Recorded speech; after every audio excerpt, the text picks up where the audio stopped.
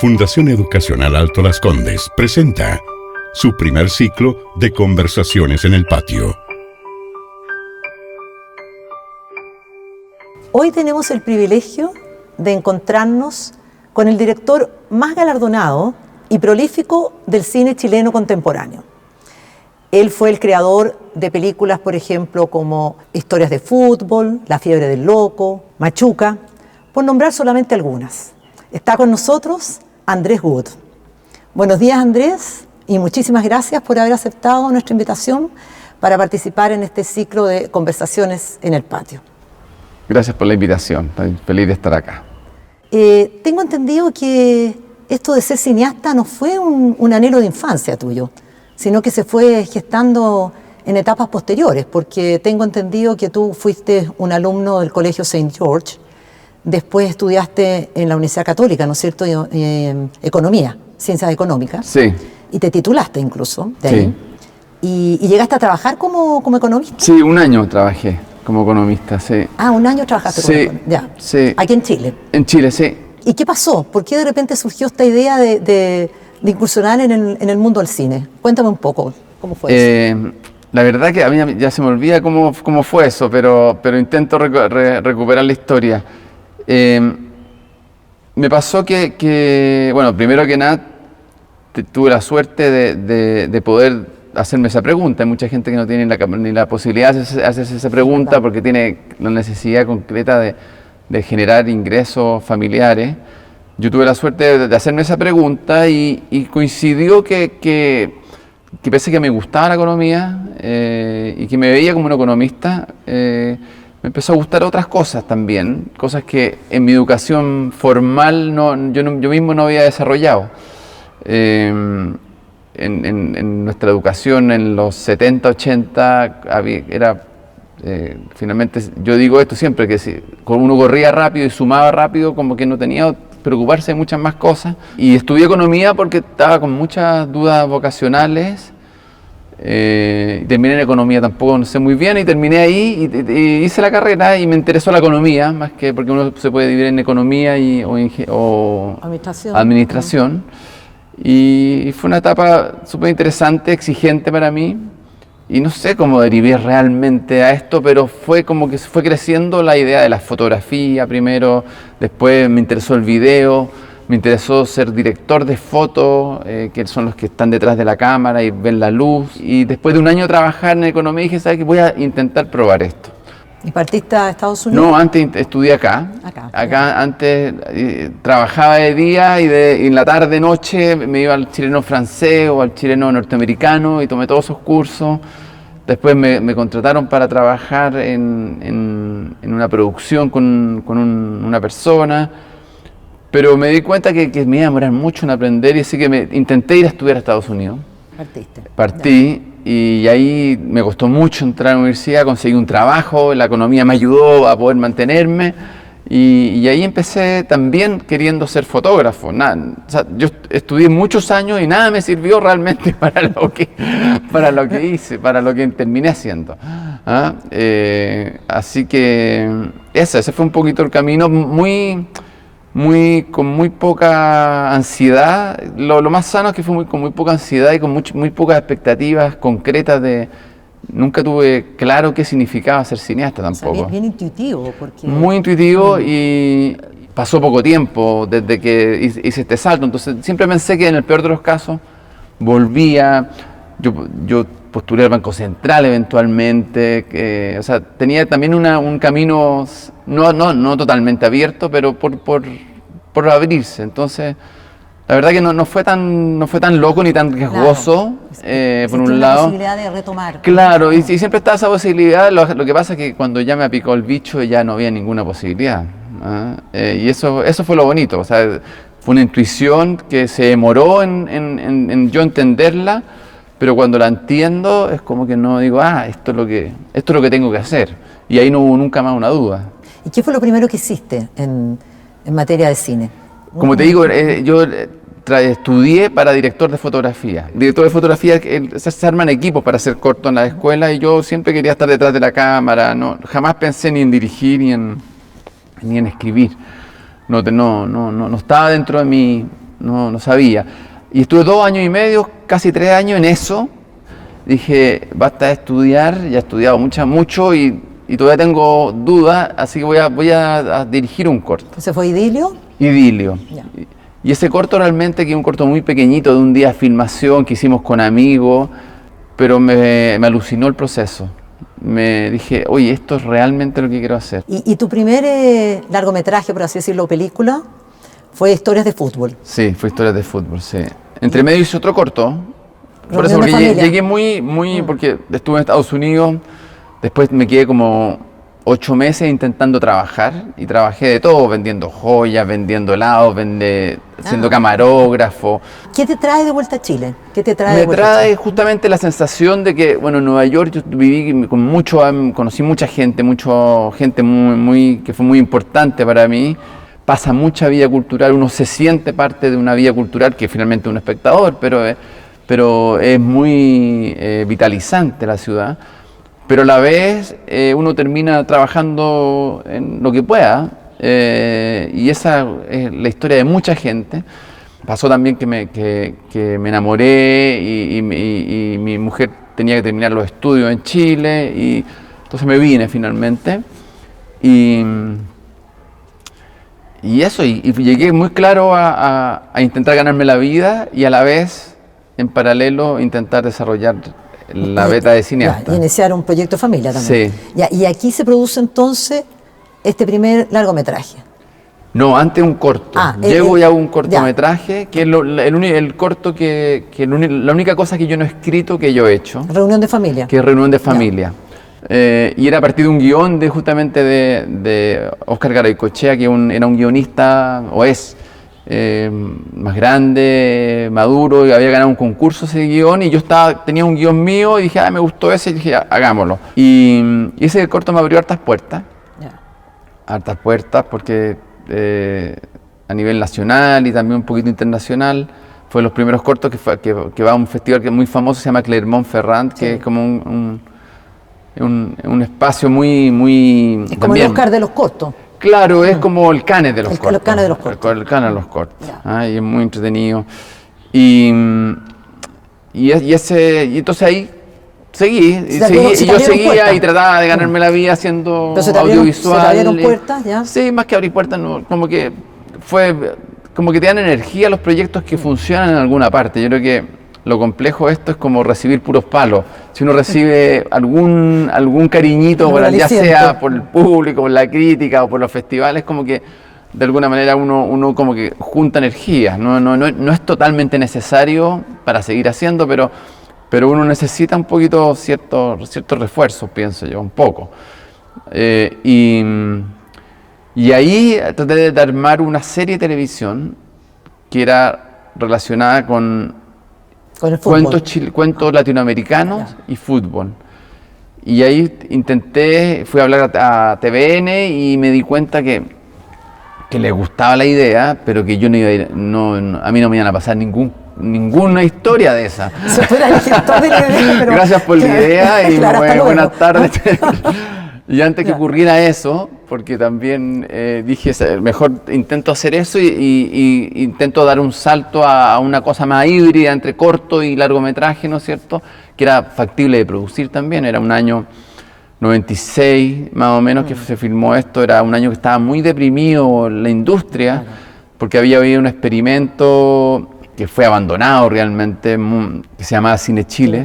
Que de alguna manera ordenaba la vuelta de los cineastas a la producción, pero bajo un concepto donde el Banco Estado era un aval de los créditos que eran imposibles de pagar. Entonces fue un desastre, no por los cineastas, porque se hicieron buenas películas, ya para mi gusto ahí. Y entonces pasó que el año 96 se estrenó, creo que una película, y el 97 ya la única película chilena que se estrenó fue Historia de Fútbol. Para hacer una primera película fue a San Sebastián, y tuvo un premio ahí, y como que también decía, como que yo nunca la miré con esa posibilidad, y la película tenía un encanto para ese minuto que cayó bien parada. Y con respecto a la facilidad para hacer cine, porque yo me imagino comparando lo que fue Historias del Fútbol, o lo que fue La Fiebre del Loco, que fuiste a filmar a esa islita perdida allá en la región de Aysén, en la islita Gala. Sí. Ha habido un progreso importante en la profesionalización, por un lado, o sea, porque las televisiones que participaban de alguna manera en el cine, no están en la debacle, claro, digamos. Cayendo. Los espacios de financiamiento público se han mantenido, no han crecido realmente, al menos en términos reales no han crecido nada. Entonces, la realidad del financiamiento, al menos en Chile, es más complejo. Oye, y aprovechando, Andrés, que estamos en este gimnasio, tengo entendido que eres maratonista. No, tanto como soy, no, he intentado correr, pero... Eres muy humilde. No, nada humilde. Has participado, has competido en varias maratones. Sí. ¿Hay algo ahí en materia de estrategias o en materia de preparación, de forma de pensar entre uno y otro? El deporte para mí ha sido como siempre una necesidad, hay gente seguramente que tiene esa necesidad. Yo de niño tenía esa necesidad y me mantuve haciendo deporte toda mi vida, salvo, diría que los 5 primeros años de matrimonio, que ahí me llegaron los hijos y ya no había espacio. Tiempo. Y volví cuando un amigo lo vi correr una maratón y dije, oye, pero si te corre, ¿por qué no voy a correr yo? Y me metí. Y ha sido una válvula increíble, es una droga, esto está comprobado. Y yo necesito estar moviéndome y me despeja la vida. Pero volviendo a tu pregunta al inicio, curiosamente, lo que más me gusta del cine y de la experiencia cinematográfica es la necesidad de estar ahí, de no racionalizar y sentir lo que está pasando, que para mi gusto eso es dirigir una película, cuando uno llega al set y ya tiene que borrar todos los prepensamientos, digamos, y tiene que conectarse con lo que está sucediendo ahí, porque hacer cine es una suma de frustraciones y una suma de sorpresas maravillosas. Entonces, si uno no sabe aprovechar y disfrutar de la sorpresa, va a ser pura frustración. Claro, Entonces eso requiere estar ahí presente. Y curiosamente, en la maratón, uno de mis problemas es que pienso. Y no hay que pensar. No hay que pensar. No hay que pensar. Hay que ir nomás. Y mi problema es que pienso. Entonces, curiosamente, la última maratón, esa que me fue muy bien, la última, corrí bien, la persona que me entrena me decía, no pienses, me gritaba, no pienses. Entonces, corre nomás. Y yo creo que en ese sentido la une. Son espacios como, justamente, que la cabeza obviamente tiene que estar en una planificación, en lo que quieras, pero una vez que estás ahí, son otras las fuerzas. Y eso lo hace muy atractivo. Andrés, por lo que dicen las revistas especializadas y todos los sitios de internet dedicados al cine, eres el director chileno más galardonado y nominado. No creo, la verdad que no debería estar mal. No hay un mal. director que gana un Oscar, hay otro director pero no más hay que creer todo lo que sale en internet. No, pero más galardonado y nominado del cine contemporáneo. Eso, bueno, coinciden los sitios y las revistas especializadas en eso. ¿Qué ha significado eso para ti? Que uno tiene que ser capaz de gozar con el proceso, de estar feliz con lo que aprende, y lo que pasa con las películas un poco realmente lo digo, dan energía, también como lo dije antes, dan energía para seguir un poco. En alguna parte tiene que ser reconocida la película o tu trabajo como ánimo, ¿no es cierto? Pero trato absolutamente de vivir lo más aparte de eso, porque como uno está tan vulnerable finalmente yo no manejo como que te guste la película, que te produzca algo, que te haga pensar o que te emocione, no depende de mí, depende de tu relación con la película. Entonces yo trato de evitar absolutamente, sinceramente, cualquier relación con lo externo, independiente, que obviamente no soy masoquista y cuando hay cosas para celebrar, feliz, pero trato sinceramente de no estar muy pendiente de eso, ni siquiera de las críticas, porque finalmente una crítica buena uno dice, ya bien, y las críticas malas te duelen mucho más de lo que te gusta la crítica buena. Entonces uno es... Y en este caso yo creo que sinceramente, y lo digo de verdad, hay un grupo de cineastas, por un lado está Litín, está Ruiz, está el mismo Cayosi, que o sea, Litín fue 2 veces nominado al Oscar en otro mundo, digamos. Ruiz es un cineasta considerado y considerado en todo nivel, quizás de los más importantes de Latinoamérica. Y por otro lado está una nueva generación, que es una generación más joven que yo, que está encabezada por Lelio y por Maite Alberdi ahora también. O sea, y sí estoy muy agradecido de la respuesta y las puertas que se me han abierto a través del cine también. O sea, esta misma cosa que pueda seguir filmando es un regalo.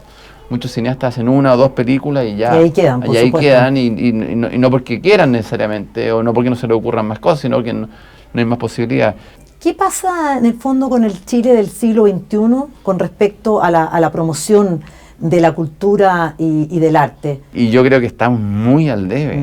Siento que basta ver los programas, salvo Boric, nadie habla de hacer un cambio en cultura. Yo siento que fue tema en algún minuto, aunque no se hizo mucho, pero fue tema, oye, hay muchas cosas que abrir, se abrieron muchas cosas, sería injusto no decir que hay un cambio importantísimo en los últimos 30 años, pero en relación a datos duros, desde el PGB per cápita a cuánto se invierte en cultura, a democratización de la cultura, nos falta mucho, y lo más grave para mi gusto es que no siento que no es tema, y ha sido quizás culpa de los mismos hacedores, o de los gestores culturales, porque pasamos a un cuarto plano inmediatamente. Basta ver la ayuda, entre comillas, a la industria del arte. O sea, el teatro no existe, el cine no ha existido. Y ahora con la pandemia. Y ahora con la pandemia, digo, no ha existido, y el teatro, y más encima, incluso ahora que uno dice, ya voy a ir al teatro, pero igual hasta uno lo piensa, encerrarme, hay aforo, o sea, y no se condice con las ayudas que han habido. ¿Qué pasó, por ejemplo, con tu productora? No, una reestructuración brutal, sí, totalmente. Han pasado otras cosas, llegaron los streaming, pero... Bueno, se convirtió en el superstar. Claro, llegaron los streaming y efectivamente yo acabo de terminar una serie en Colombia para un streaming, para Amazon, efectivamente, pero también eso es para muy pocos. Claro. Todavía es para muy pocos, no sé si es capaz de alimentar una industria. La industria del cine, completa. Sí, claro, entonces yo creo que hay muchas cosas por desarrollar. Estuve justamente en Colombia ahora. Hay una concepción público-privada en ciertos rubros, ¿no es cierto? Y el mundo audiovisual cae en eso, y han desarrollado con unas políticas muy decididas de subsidio a las producciones que trabajan en Colombia, que ha permitido desarrollar que vengan muchas producciones de Netflix, de Amazon, a hacerse en Colombia. Los paisajes pueden ser análogos en Chile, quizás las distancias son quizás más largas, y nosotros hemos intentado un plan que en el fondo un plan de subsidio a esto, y cada año ese plan se cuestiona por falta de voluntad política o por falta de visión política. Yo creo, falta de visión. ¿Y tiene algún otro proyecto en carpeta? Estoy intentando escribir, pero ha sido complejo. Yo creo que todo lo que ha pasado en el país, al menos a mí, me ha dejado observante más que activo, ¿no es cierto? Me ha dejado como pensando. De alguna manera uno intuitivamente está trabajando siempre con lo que no está en la superficie, ¿no es cierto? Uno está trabajando, y por eso las cosas de repente se mantienen. O sea, Machuca, 15 años después, casi 17 años después, habla de este país todavía porque está visibilizando cosas que estaban semi-ocultas, claro, y estaban latentes. Y me ha costado tener una posición frente a lo que sucede tan clara. Y además que se abrió muchas cosas que hablábamos nosotros, que está en Araña, que está en Machuca, que está en La Buena Vida, que está incluso en Violeta, que está... como que se hicieron Vox Populi, ¿no es cierto? Y eso también te desubica un poco. Te digo, no quiero hablar de lo mismo, no quiero tocar esa puerta. Entonces ese cambio me ha hecho reflexionar, digamos. Oye, André, y aprovechando que estamos en esta sala de microcine del Colegio San Esteban Mártir, me gustaría leerte una frase que en algún minuto dijo el director Martin Scorsese. En realidad es el recuerdo de la sala de cine en sí misma lo que viene a mi mente. Recuerdo que de niño me llevaba al cine mi padre, mi madre o mi hermano, y que mi primera sensación fue la de penetrar en un mundo mágico. La alfombra mullida, la oscuridad, la sensación de seguridad y sobre todo de estar en un santuario. Todas estas cosas evocan en mi memoria una iglesia, un mundo de sueños, un lugar que provocaba y agrandaba nuestra imaginación. ¿Cómo sacar provecho de esta magia del cine? De esta frase. De esta frase maravillosa, Oh, de Scorsese es un Scorsese. desgraciado. No, Scorsese es un grande. Sí. Bueno, ¿cómo sacar provecho de esta magia del cine para ampliar el horizonte de nuestros alumnos y potenciar su educación en cultura? Para mi gusto, el maestro es fundamental. Más que la sala está increíble, Sí, está la posibilidad de hacerlo genial, pero se requiere gente que uno vea que está vibrando para tener interés de entender. Claro, Scorsese quizás es un genio hipersensible, pero para los que somos más normales, de repente necesitamos un conducto, alguien que me una, ¿no es cierto?, a la butaca con lo que está pasando, no que me explique, pero que me entusiasme. Yo siento que en mi caso, yo he tenido la suerte de tener maestros después del estudio, digamos, que realmente me han resignificado muchas de mis experiencias pasadas incluso. Entonces yo creo en la necesidad de que los maestros, directores o profesores o entusiastas, ayudantes, no sé qué pueden ser, sean agentes de entusiasmo, agentes de entusiasmo.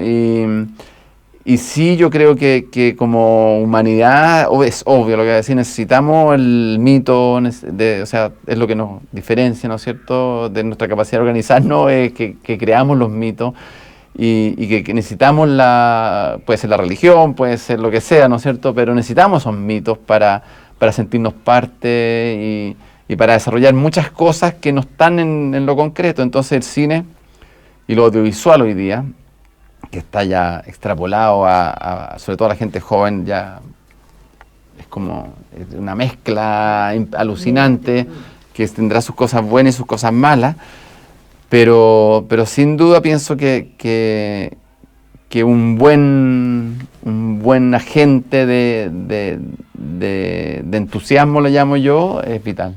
Importante tarea le queda a los maestros entonces. Sí, yo creo que son fundamentales, y por eso hay que cuidarlos, y hay que apreciarlos, y hay que socialmente, no solo también en lo económico, pero darle el valor que tienen. Yo siento que, no sé, yo estuve en un colegio de la élite, una universidad de la élite, una universidad increíble afuera, y valoro a 3 o 4 maestros que me enseñaron cosas que están relacionadas con el interés de aprender finalmente. Pero los que encendieron ese entusiasmo. Sí, pero son poquititos, demasiado pocos, pero marcadores, muy marcadores, pero muy poquititos, alucinantemente poquititos, pese a haber estado en una educación chilena de élite, sin duda.